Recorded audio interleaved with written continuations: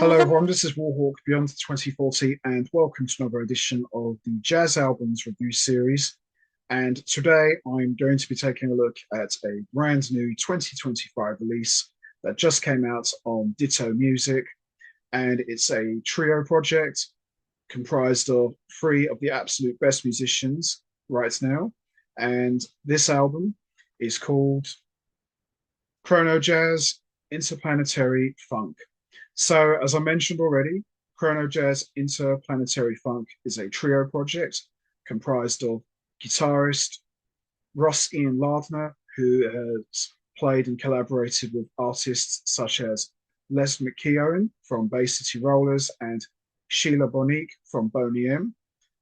Bassist Jimmy Haslip, who, as we all know, is one of the all-time great bass players and has played and collaborated with bands and artists such as the Yellowjackets, Allan Holdsworth, Osnoy, the Jeff Lorber Fusion, to name a few, and drummer Ollie Usiskin, one of the all-time great drummers.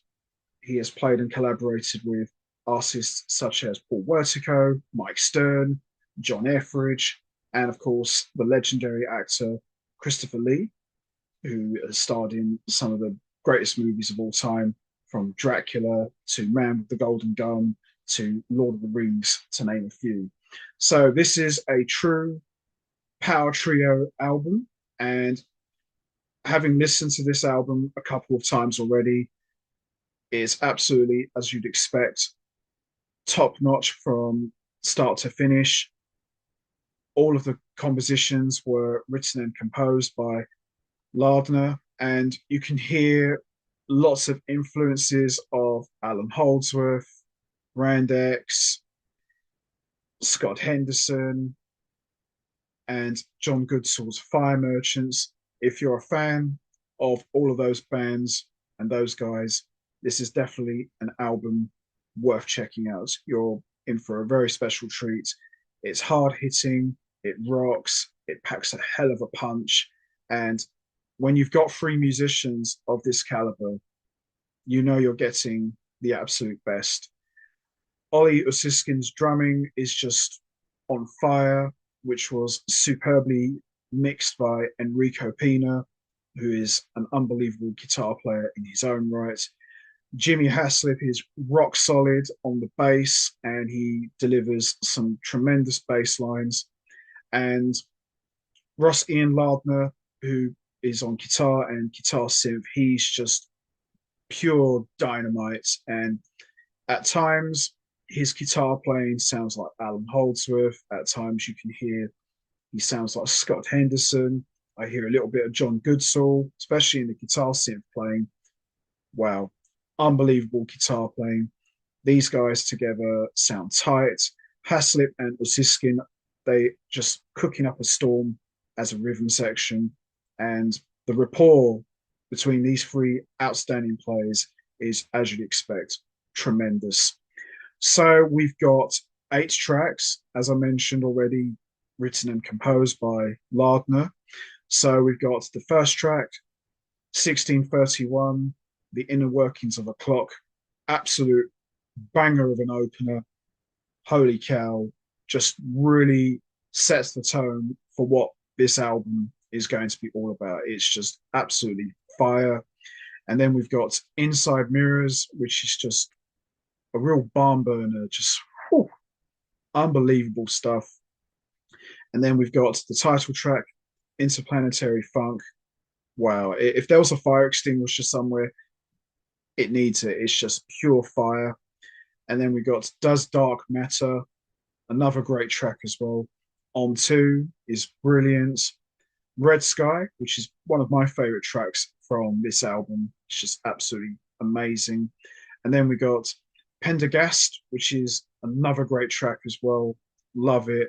And then we've got the end track called Insane, which is like just under a minute. It's more or less like an epilogue with Lardner on guitar synth. It's quite short, but it's a real chilling way to close out this album. But every song from start to finish is excellent. And like I said, if you're a fan of Scott Henderson, Alan Holdsworth, or any of those sort of acts, you're in for a real special treat. It's absolutely unbelievable album. I've really enjoyed this one a lot. Overall, a rock solid album. And when you get three guys of this caliber, I wouldn't expect anything but the absolute best. Doesn't get any better than these guys. So the standout tracks for me are 1631, The Inner Workings of a Clock, the title track, Does Dark Matter, Red Sky, and Pendergast. But the whole album from start to finish is excellent. No bad track whatsoever. And easily one of the top albums of 2025. Certainly for me anyway. As I said, I really enjoy listening to albums like this, and this one is no exception. And I think everyone's going to be really impressed with what they hear here. And everyone is just on top form. I wouldn't like to say who stands out. Everyone gets their time to shine. As I said, doesn't get any better than these guys. So there you have it. Chronojazz, Interplanetary Funk, for my money, one of the absolute best albums for 2025, in my opinion. Absolutely love it. So that's going to be it from me. I'm going to wrap this up now.